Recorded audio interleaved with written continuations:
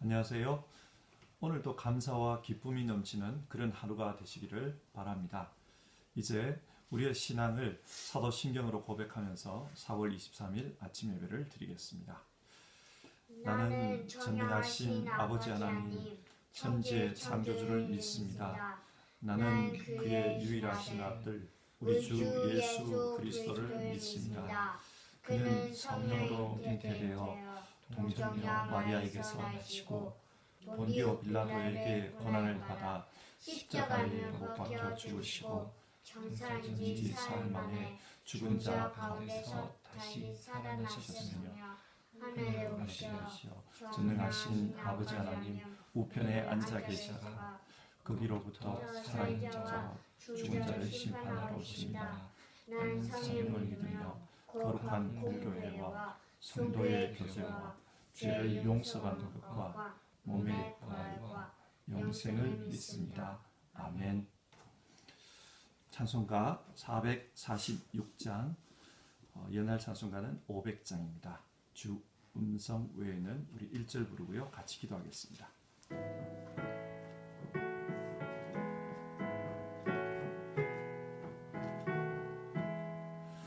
주 음성 외에는 참 기쁨 없도다. 날 사랑하신 주 늘 계시옵소서. 기쁘고 기쁘도다. 항상 기쁘도다. 나 주께 왔사오니 복 주옵소서. 같이 기도하겠습니다.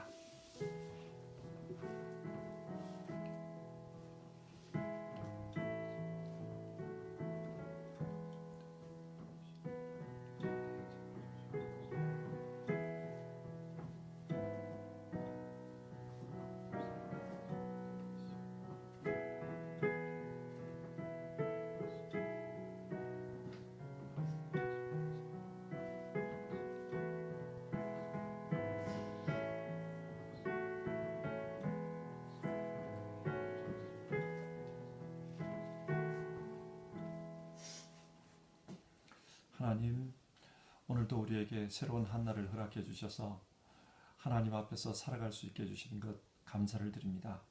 주어진 한날의 삶을 하나님의 말씀으로 살기를 원하고 또 하나님을 영화롭게 하는 그런 우리의 시간이 되기를 원합니다.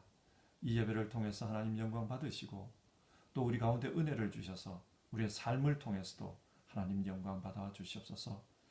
이 아침에 하나님의 말씀을 살필 때 우리의 심령 속에 주님께서 깨닫게 하시는 그런 지혜가 있게 하시고 또 주의 음성을 깨달아 그 말씀 붙들고 용기 내어 살아가는 우리 성도님들 다 되게 하옵소서.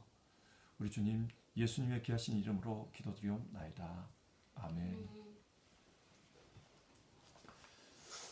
함께 읽으실 성경 말씀은 구약 성경 역대상 11장 1절부터 9절까지의 말씀입니다. 역대상 11장 1절에서 9절 한 절씩 교독해서 읽겠습니다. 11장 1절입니다. 온 이스라엘이 헤브론에 모여 다윗을 보고 이르되 우리는 왕에 가까운 혈족이니이다. 전에 곧 사울 왕이 되었을 때도 이스라엘을 거느리고 출입하게 한 자가 왕이시었고 왕의 하나님 여호와께서도 왕에게 말씀하시기를 네가 내 백성 이스라엘의 목자가 되며 내 백성 이스라엘의 주권자가 되리라 하셨나이다 하니라. 이에 이스라엘의 모든 장로가 헤브론에 있는 왕에게로 나아가니 헤브론에서 다윗이 그들과 하나님 앞에 언약을 맺음에 그들이 다윗에게 기름을 부어 이스라엘의 왕으로 삼으니 여호와께서 사무엘을 통하여 전하신 말씀대로 되었더라. 다윗이 온 이스라엘과 더불어 예루살렘 곧 여부스에 이르니 여부스 땅의 주민들이 거기에 거주하였더라. 여부스 원주민이 다윗에게 이르기를 네가 이리로 들어오지 못하리라 하나 다윗이 시온 산성을 빼앗았으니 이는 다윗 성이더라.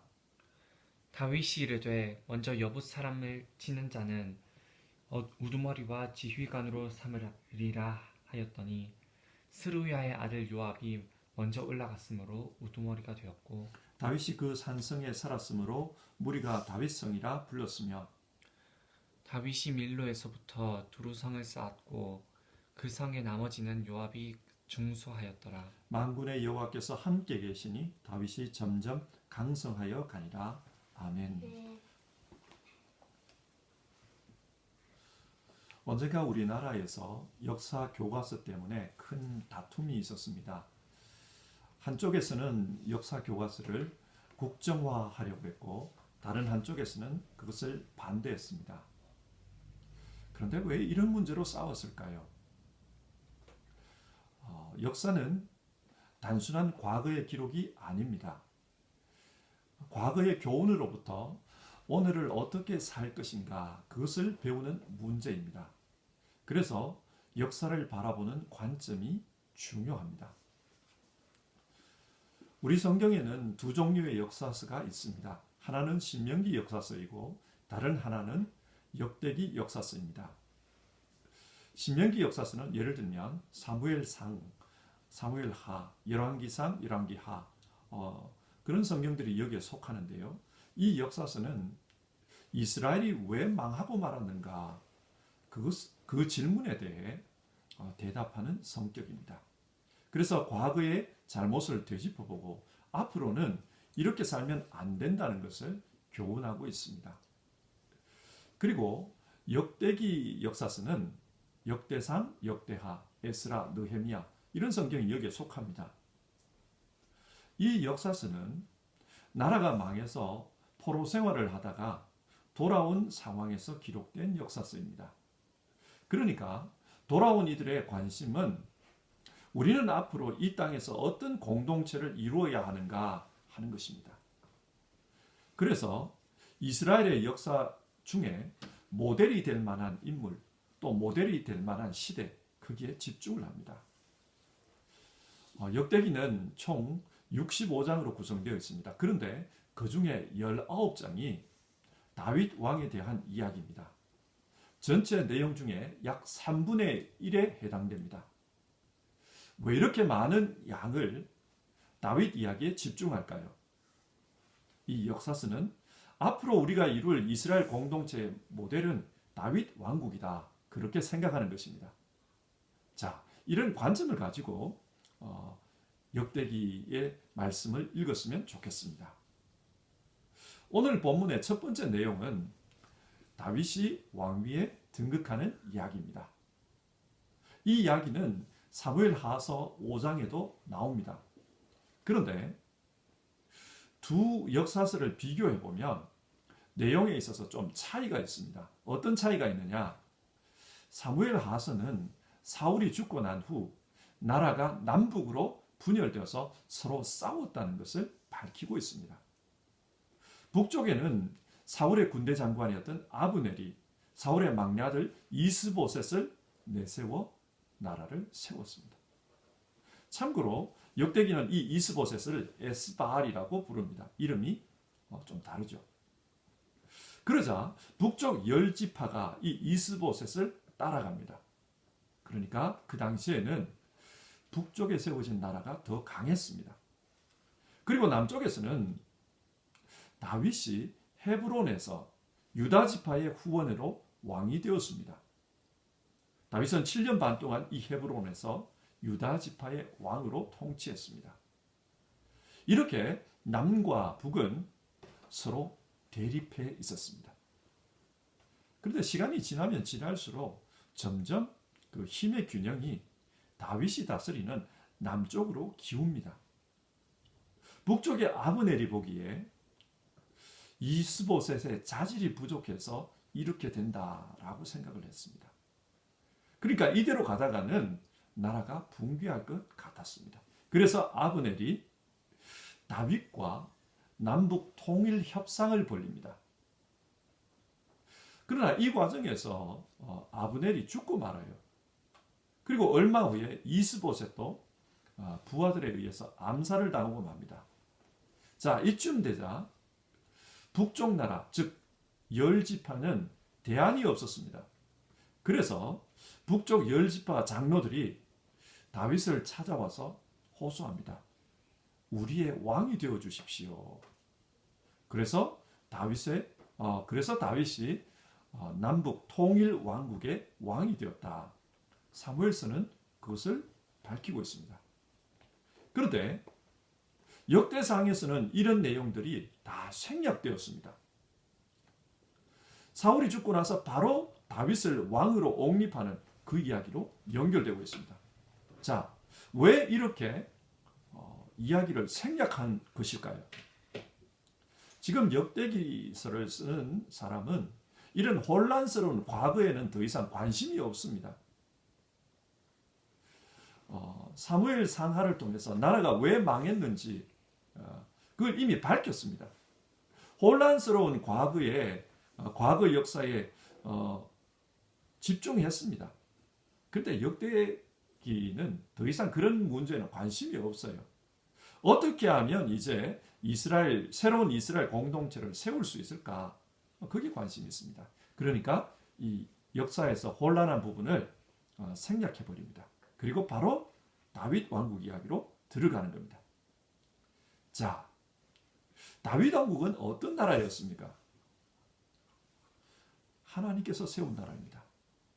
오늘 본문은 그것을 밝히고 있습니다. 하나님께서 세운 나라이다. 다윗 당시 남북이 통일할 때 온 이스라엘이 다윗에게 찾아왔다. 그렇게 말씀하고 있습니다. 온 이스라엘이라는 표현을 쓰고 있습니다. 그러니까 처음부터 하나가 되어서 새로운 왕국을 꾸려간다는 거예요. 그리고 그 사람들이 다윗이 왜 이 이스라엘의 왕이 되어야 하는지를 밝히고 있습니다. 1절인데요. 우리는 왕에 가까운 혈족이니이다. 다윗이 왕이 되어야 할 첫 번째 이유는 우리는 원래부터 하나의 민족이라는 것입니다. 그리고 두 번째 이유는 다윗이 사울 아래에 있을 때도 이미 온 이스라엘의 존경을 받는 그런 사람이었다라는 걸 밝힙니다. 예를 들면 골리앗을 죽이고 블레셋으로부터 이스라엘을 구했습니다. 그때 사람들이 뭐라고 노래했습니까? 사울은 천천히요, 다윗은 만만이라. 다윗을 존경했습니다. 그리고 그 이후에 다윗은 수많은 전쟁에 나가서 장군으로 싸웠고 또 그 전쟁을 승리로 이끌었다는 겁니다. 그렇기 때문에 지금 굉장히 힘들어져 있는 이 이스라엘을 보호할 수 있는, 올바르게 끌어갈 수 있는 인물이 당신이다. 그 이야기를 하는 겁니다. 그리고 왜 이스라엘 전체의 왕이 되어야 되는가? 세 번째 이유는 하나님께서 다윗을 왕으로 선택했기 때문이다. 그렇게 말씀합니다. 2절 하반절인데요. 왕의 하나님 여호와께서도 왕에게 말씀하시기를 네가 내 백성 이스라엘의 목자가 되며 내 백성 이스라엘의 주권자가 되리라 하셨나이다. 사무엘 선지자가 다윗에게 기름을 부었습니다. 그리고 그 이후에 다윗이 왕이 될 것이라는 그런 하나님의 신탁이 백성들 사이에 쫙 퍼졌습니다. 어떤 사람은 이 말씀을 믿었을 것이고 어떤 사람은 믿지 않았을 것입니다. 그래서 믿지 않는 사람들은 북쪽의 이스보셋을 따라갔겠죠. 그런데 시간이 지나면서 보니까 그 말씀대로 되어져 가더라는 겁니다. 하나님께서 그렇게 역사를 이끌어 가더라. 그 이야기입니다. 하나님께서 다윗 당신을 왕으로 세우시기 때문에 당신은 이스라엘의 왕이 되어야 합니다. 지금 그 이야기를 하고 있습니다. 자, 여기서 역대기서가 바라는 새로운 신앙 공동체의 모습이 나옵니다. 어떤 공동체냐? 하나님께서 세우시는 공동체입니다. 사무엘서의 기록을 다시 한번 생각해 보십시다. 다윗은 결국 남과 북의 경쟁 속에서, 군사적인 경쟁 속에서 이겼기 때문에 왕이 되었다. 그렇게 말할 수도 있습니다. 물론 그 경쟁 속에서 이기도록 환경을 열어가신 분이 하나님이시기 때문에 하나님이 다윗을 왕으로 세웠다. 그렇게 해석할 수도 있습니다. 하지만 자칫하면 인간의 힘의 논리로 다윗의 힘이 더 세니까 다윗이 왕이 되었다. 그렇게 해석할 수도 있습니다. 이런 해석의 가능성이 있어요.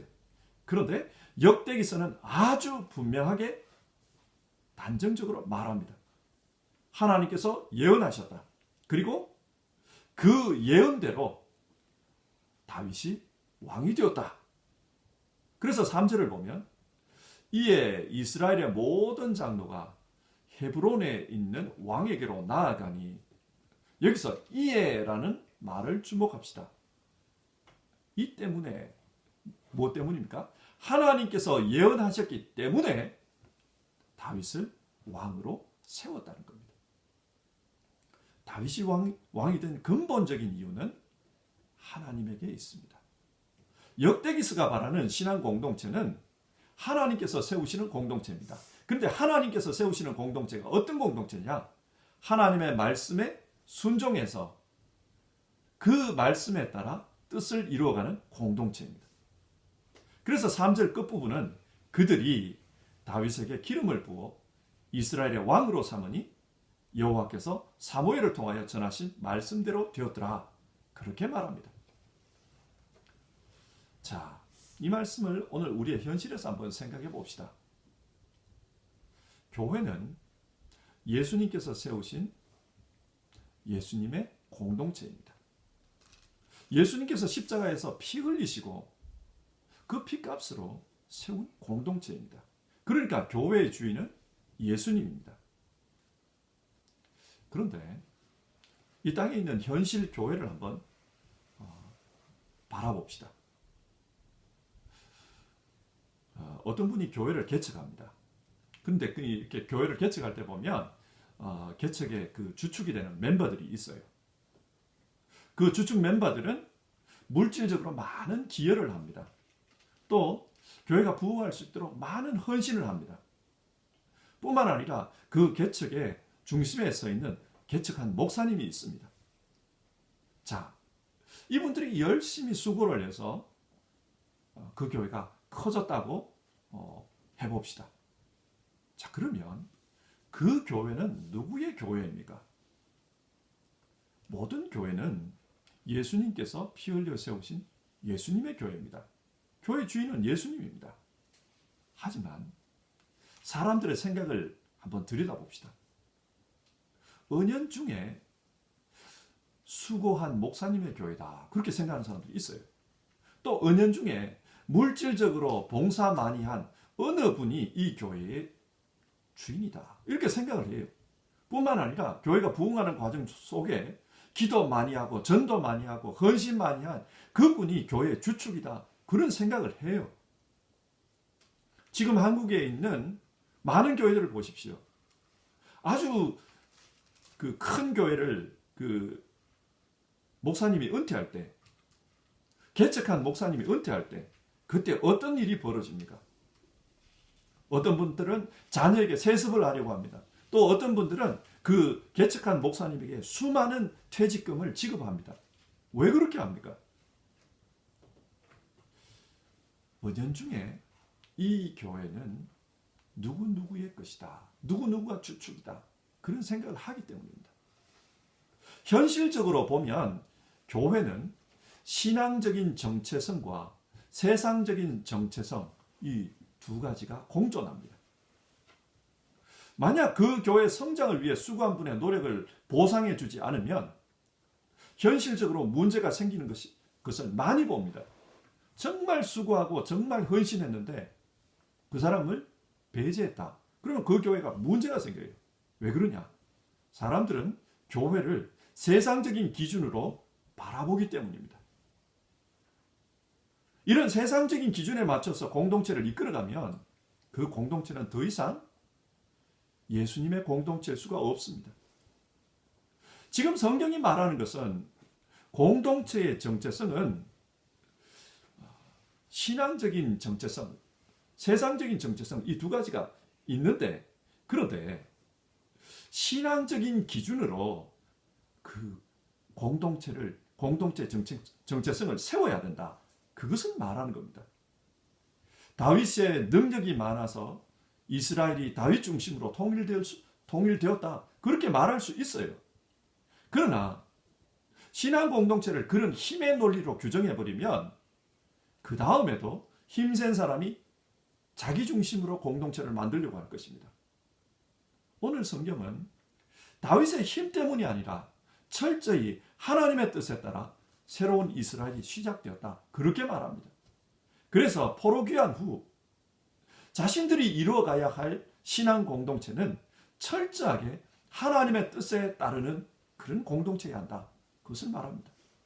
그러면 어떻게 하는 것이 하나님의 뜻을 따라가는 것입니까? 오늘 본문은 하나님이 하신 말씀을 기준으로 삼는 것이 하나님의 뜻을 따르는 것이다. 그렇게 말합니다. 이스라엘의 장로들은 사무엘을 통해 주신 하나님의 말씀을 공동체의 기준으로 삼았습니다. 그 기준에 따라서 왕을 세웠습니다. 이것은 오늘 교회도 중요합니다. 성경 말씀을 중심으로 신앙하려고 하는 것, 어떤 것보다 이것이 중요합니다. 다른 어떤 것이 이것을 앞서서는 안 됩니다. 교회에서는 교회 행정이 중요합니다. 효율적으로 사람을 관리하는 것이 중요합니다.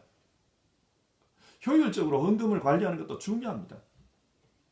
그리고 프로그램도 그렇게 효율적으로 하는 게 중요합니다. 뿐만 아니라 사람들의 헌신을 유도해내는 것도 중요합니다. 봉사를 잘하도록 하는 것도 중요합니다. 또 함께 모여서 합리적인 판단을 내리는 것도 중요합니다. 그러나 이런 것이 중심이 되어버리고 하나님의 말씀이 뒤로 밀려버리면 그 공동체는 하나님이 주인인 공동체가 아닙니다. 말빨이 세고 논리력이 강한 사람의 공동체가 되지 하나님의 공동체가 아닙니다. 그래서 역대상을 보면 13장부터 16장까지 언약궤를 예루살렘으로 가져오는 것에 대한 말씀이 아주 길게 기록되어 있습니다. 무슨 말입니까? 이 이스라엘은 다윗이 주인이 아니라는 겁니다. 다윗이 주인이 아니고 그 말씀하시는 하나님, 그 하나님이 주인이다. 그걸 밝히는 거예요. 교회가 모든 영역을 다 잘하면 좋습니다. 행정도 잘하고 영성훈련도 잘하고 헌신도 봉사도 다 잘하면 좋습니다. 그러나 여러분, 하나님이 세우시는 공동체가 되기 위해서는 어디다 더 중요성을 두어야 하는지 그것은 아주 분명합니다. 개인적으로는 성경 중심의 신앙생활, 공동체적으로는 성경 중심의 가정, 그리고 성경 중심의 교회를 이루는 것이 중요합니다. 누차 말씀드리지만 코로나 사태로 인해 집에서 홀로 있어야 되는 이 시기를 하나님 말씀 중심의 신앙을 훈련하는 그런 기회로 삼을 수 있기를 바랍니다. 정말 새로운 공동체는 하나님께서 세우시는 공동체, 하나님께서 세우시는 그 공동체는 하나님이 말씀하신 대로 그렇게 이루어져가는 공동체, 그 공동체다. 오늘 본문은 그렇게 말씀합니다. 본문의 두 번째 내용은 통일 이스라엘의 왕이 된 다윗이 새로운 수도를 정하는 이야기입니다. 그 수도가 어디냐? 4절을 보면 예루살렘입니다. 이 예루살렘은 당시 여부수 족속의 땅이었습니다.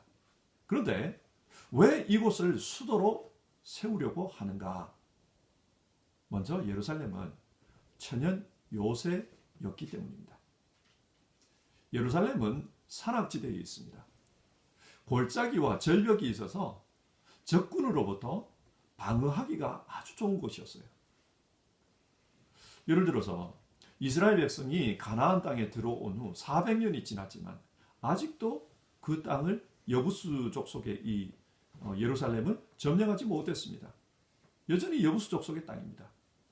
그만큼 군사적으로 굉장히 좋은 곳입니다. 그리고 이런 난공불락의 성을 다윗이 점령하면 이것을 통해서 다윗의 군사적 능력이 증명됩니다.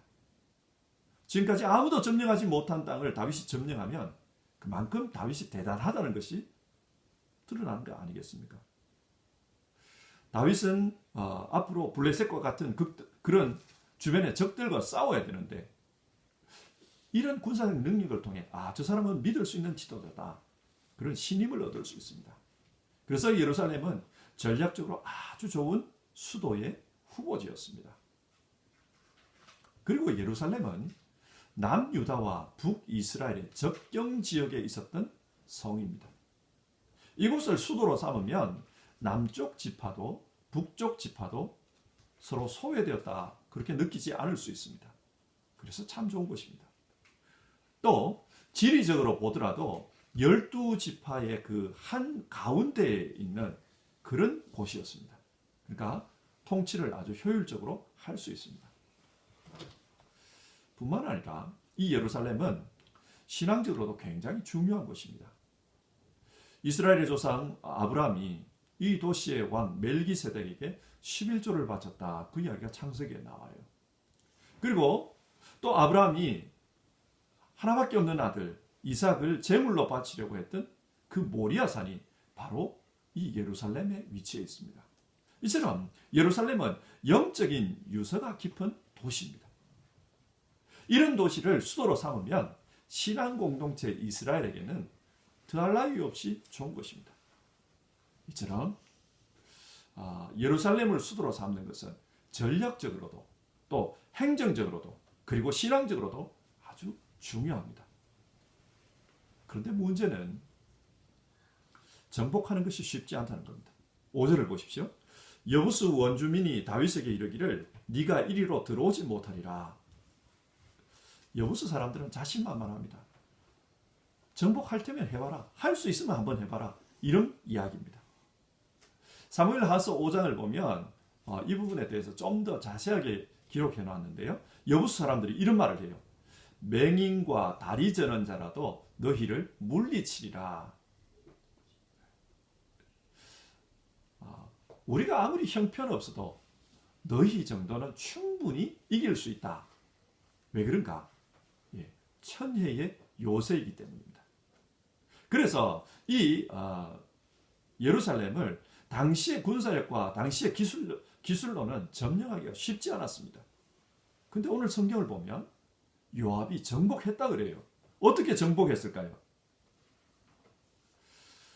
실제로 이곳을 어떻게 점령했는지는 아직도 수수께끼로 남아 있습니다. 그런데 성경은 어떻게 점령할 수 있었는가? 그 이유를 이렇게 말합니다. 9절입니다. 만군의 여호와께서 함께 계시니 다윗이 점점 강성하여 가니라.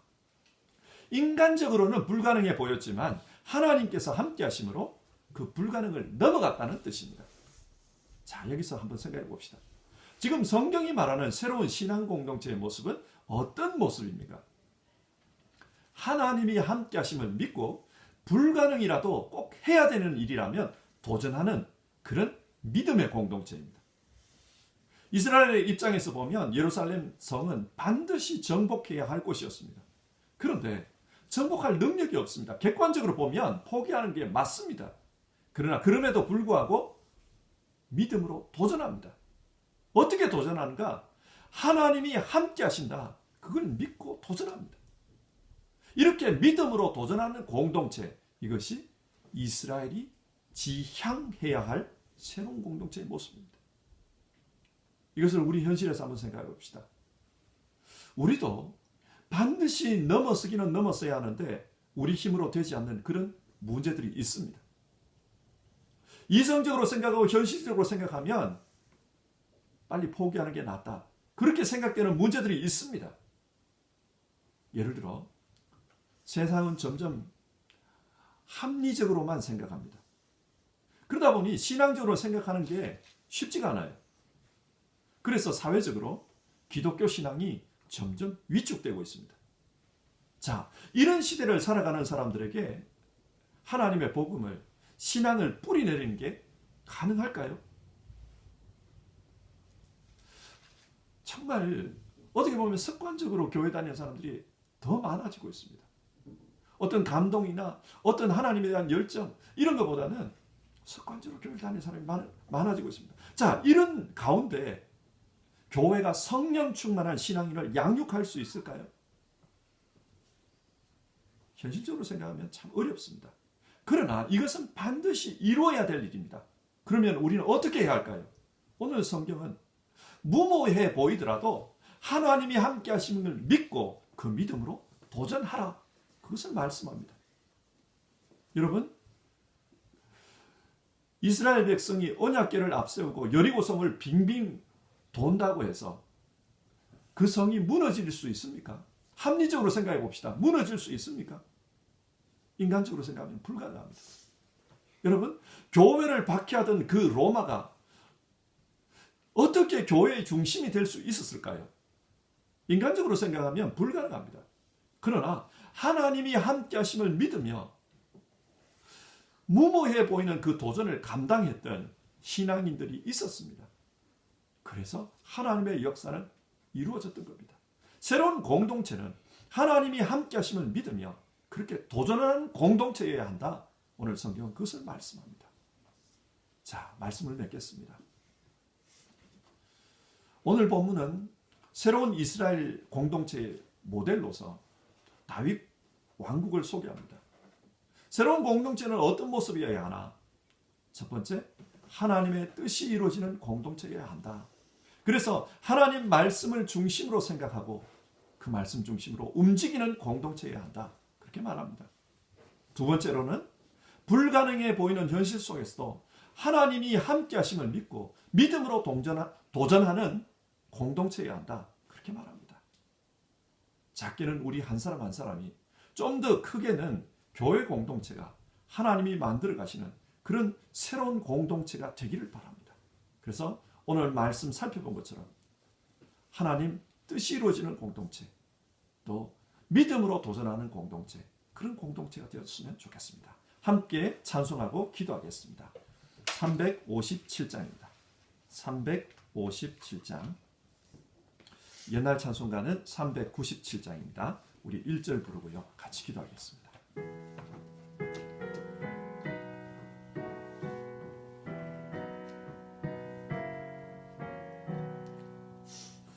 주 믿는 사람 일어나 다 힘을 합하여 이 세상 모든 마귀를 다쳐서 멸하세. 저 앞에 오는 적군을 다 싸워 이겨라. 주 예수 믿는 힘으로 온 세상 이기네. 믿음이 이기네. 믿음이 이기네. 주 예수를 믿음이 온 세상 이기네. 자, 오늘 말씀을 생각하면서 기도합시다. 코로나 사태 이후에 세상은 많이 달라질 것이다. 그렇게 사람들은 말합니다.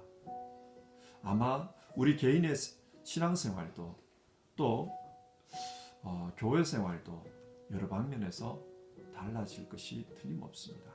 자, 그렇다면 우리 개인, 우리 가정, 또 우리 교회, 어떤 모습의 공동체가 되어야 할까요? 오늘 본문은 하나님 말씀 중심의 공동체, 믿음으로 도전하는 그런 공동체가 되라고 권면합니다. 이 시간 교회 공동체를 위해서 이 기도 제목으로 같이 기도합시다. 그리고 우리 한 사람 한 사람이 하나님 말씀 중심의 공동체, 또 하나님 함께 하심을 믿고 도전하는 그런 공동체가 되도록 주여 도와주시옵소서. 그렇게 기도해 봅시다. 같이 기도하겠습니다.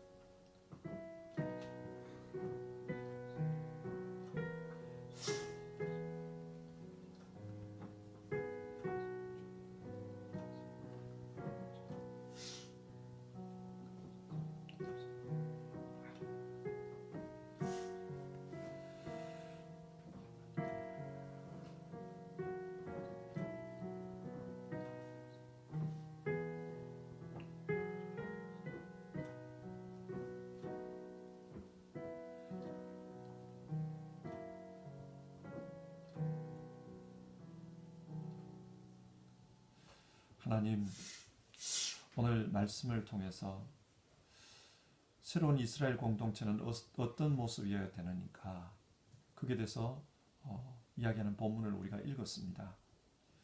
우리도 이런 고민을 하게 됩니다. 세상은 점점 빠르게 변해가고 있고, 또 요즘 우리가 겪고 있는 이 코로나 사태로 말미암아 또 이후에 그 세상은 모습이 많이 달라질 터인데, 우리는 어떤 공동체로 그렇게 되어져 가야 될까, 그 생각을 합니다. 주여, 오늘 말씀을 가지고 기도합니다. 먼저는 우리 한 사람, 또 우리의 가정들 뿐만 아니라 우리의 교회, 모든 하나님 나라의 사람들, 그 주체들이 정말 하나님께서 세우시는 공동체가 되어갈 수 있게 도와주시옵소서. 그러기 위해서는 하나님 말씀에 순종하는 하나님 말씀 중심의 사람이 되고 공동체가 되어야 된다. 우리가 그렇게 말씀 나눴습니다. 우리 한 사람 한 사람이 그렇게 되기를 원합니다. 우리 교회가 그렇게 되기를 원합니다. 교회 안에 많은 것이 중요하지만 무엇보다도 하나님 말씀 중심의 공동체, 그 공동체가 되기를 소원합니다. 하나님 아버지, 또 도전하는 공동체가 되어야 된다. 우리가 그렇게 말씀 나눴습니다. 반드시 이루어야 되는 문제지만 이성적으로 생각하고 또 현실적으로 생각하면 불가능한 그런 문제들 우리 또 많이 만납니다. 하나님, 이성이 지배하는 시대, 이 시대의 교회가 과연 적합성을 가질까, 이런 생각을 하면 앞으로 교회는 어떻게 될까, 많은 어려운 생각들을 하게 됩니다. 그러나 우리에게 이성을 주셨고, 그리고 이성을 통해서 역사를 이루어 가시는 하나님께서 앞으로도 하나님의 교회를 이루어 가실 것이다. 우리가 그를 믿는 믿음을 가지고 후세대들에게, 차세대들에게 하나님의 복음을 전하는 이 일 잘 감당하게 하옵소서. 교회에서 성령 충만한 성도를 양육하는 일 잘 감당할 수 있도록 도와주시옵소서. 하나님, 도전할 수 있게 도와주시옵소서. 선한 일들을 위해서 우리가 좌절하지 않고 끊임없이 말씀 붙들고 뛰어가는 우리 되게 하여 주시옵소서. 오늘도 하나님 앞에 기도하면서 하루를 시작합니다. 우리 성도님들 한 분 한 분 말씀 붙들고 사는 하나님 말씀 중심의 성도들 되게 하시고, 또 그 말씀에 의지해서 도전하는, 믿음으로 도전하는 그런 성도들 다 되게 하옵소서. 하나님의 역사가 우리 성도님들과 함께하기를 빕니다. 예수님의 이름으로 기도드립니다. 아멘. 하늘에 계신 우리 아버지, 아버지의 이름을 거룩하게 하시며 아버지의 나라가 오게 하시며 아버지의 뜻이 하늘에서와 같이 땅에서도 이루어지게 하소서. 오늘 우리에게 일용할 양식을 주시고 우리가 우리에게 잘못한 사람을 용서하여 준 것 같이 우리 죄를 용서하여 주시고 우리를 시험에 빠지지 않게 하시고 악에서 구하소서. 나라와 권능과 영광이 영원히 아버지의 것입니다. 아멘.